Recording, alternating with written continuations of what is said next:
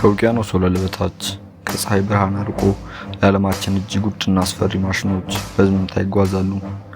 እነዚህ ማሽኖች ሰርጓጅ መርከቦች ብቻ አይደሉም፣ በአንድ ትዕዛዝ የአንድን ሀገር ታሪክ መደምሰስ የሚችሉ የመጨረሻ ቀን መሳሪያዎች እንጂ። ዛሬ የምናየው ስለ ዝምተኛ ገዳዮች ነው።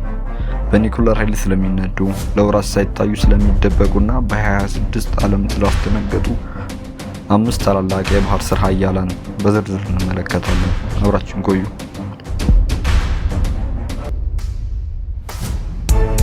በአምስተኛ ደረጃ ላይ የምንመለከተው ቨርጂኒያ ክላስ ወይም ብሎክ 5 ተብሎ የሚጠራው አሜሪካ ሰራሽ የሆነው የባህር ሰርጎጅ መርከብ ነው። ይህ መርከብ በሰዓት 46 ኪሎ ሜትር ይሸፍናል። አዲሱ ብሎክ 5 ሞዴል ከመደበኛ በ25 ሜትር ይረዝማል። ይሄ የሆነው ቪፒኤም የተባለ አዲስ የሚሳኤል ክፍል ስለተጨመረበት ነው። በአንድ ጊዜ 65 የጦር መሳሪያዎችን ይሸከማል። 40 ቶም ሃውክ ክሩዝ ሚሳኤል እና ኤምኬ-48 ኤዲስ-ኤፒ ቶርፒዶዎች ይጠቀማል። ሚሳኤሉ በባህር ላይ የሚንቀሳቀስ መርከብ ከ16 ኪሎ ሜትር ርቀት ላይ መምታት አቅም አላቸው።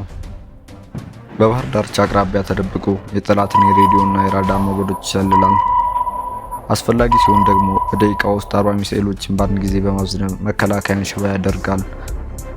እጅግ ዘመናዊ ፍላይ ባይ ዋየር የመሪ ሲስተም ስላለው ጥልቀት በሌለው ባህር ላይ እንኳን ሳይታወቅ ይንቀሳቀሳል።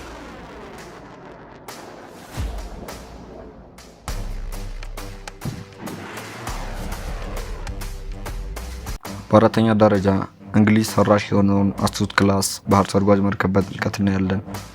ይህ መርከብ በኒኩለር ሪአክተሩ ምክንያት ለ25 ዓመታት ነዳጅ ሳይቀይር መጓዝ ይችላል። የባህርን ውሃ ወደ ንጹህ መጠጥ ውሃና ኦክሲጅን ስለሚቀይር ወታደሮች ምግብ እስካላቸው ድረስ በባህር ውስጥ መቆየት ይችላሉ። 38 የሚሳኤል እና የቶርፒዶ መጋዘን አለው። ቶርፒዶ በሰዓት 150 ኪሎ ሜትር በመጓዝ የጠላትን መርከብ ይሰነጣጥቃል። የቴልስ 276 ሶናር ሲስተምስ 30 ሺህ ሃይድሮፎኖች ወይም ጆሮዎች አሉት። ይህ ማለት በ200 ኪሎ ሜትር ርቀት ላይ ያለውን ትንሽ ድምፅ እንኳን ይለያል። ከ39,000 በላይ ድምፅን የሚወጡ የጎማ ቁርንጮች ተለጥፎበታል።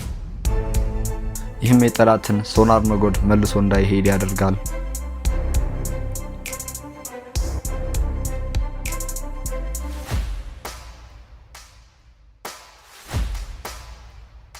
በሶስተኛ ደረጃ ታይፕ 096 ወይም ታንክ ክላስ በመባል የሚታወቀው ቻይና ሰራሽ የሆነው ባህር ሰርጓጅ መርከብ እንቃኛለን።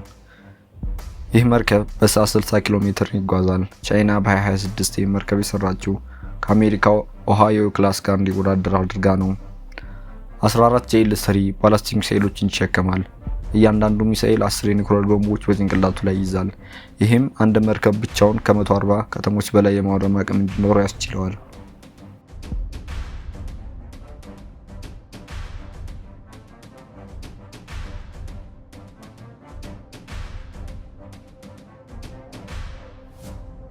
በቻይና ባህር ጥልቅ ውስጥ ሆኖ በላይኛው የዓለም ጫፍ ያለን ኢላማ ይመታል። ቻይና ፐምጄት መጠቀሟ የሞተሩን ንዝረት እጅግ ቀንሶላታል።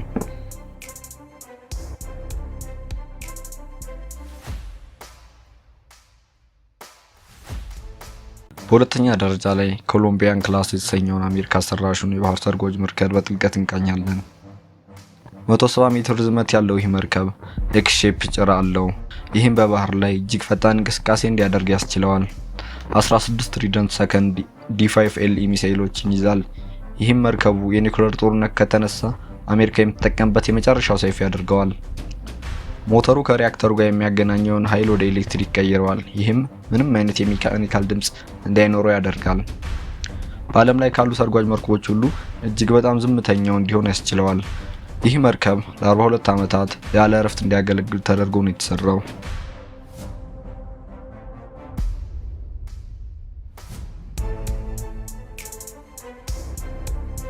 በአንደኛ ደረጃ ላይ የምናየው ቤልጎሮድ ወይም ኬ329 የተሰኘው ሩሲያ ሰራሽ ባህር ሰርጓጅ መርከብ ይሆናል።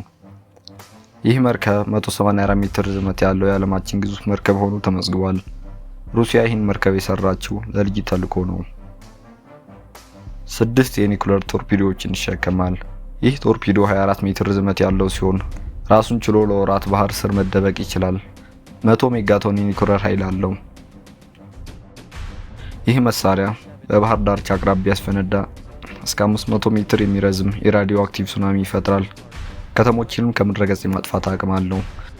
መርከቡ በሆዱ ውስጥ ሌላ ትንሽ ሰርጓጅ መርከብ ይሸከማል። ይህ ትንሽ መርከብ እስከ 6000 ሜትር ጥልቀት ወርዳ የኢንተርኔት ገመዶችን የመቁረጥ አቅም አላት።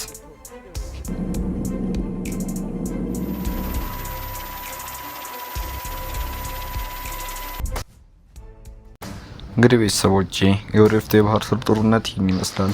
እነዚህ ዝምተኛ ገዳዮች ዓለምን ከጥፋት እየጠበቁ ነው ወይስ ለጥፋት እያዘጋጁ? እናንተ የትኛው መርከብ ይበልጥ አስገረማችሁ? ሀሳባችሁን ኮሜንት ላይ አጋሩ። ቪዲዮውን ከወደዳችሁት ላይክ እና ሰብስክራይብ በማድረግ የተለያዩ መረጃዎችን ማግኘት ይችላሉ። ለዛሬው በዚሁ አበቃው። ሰላም።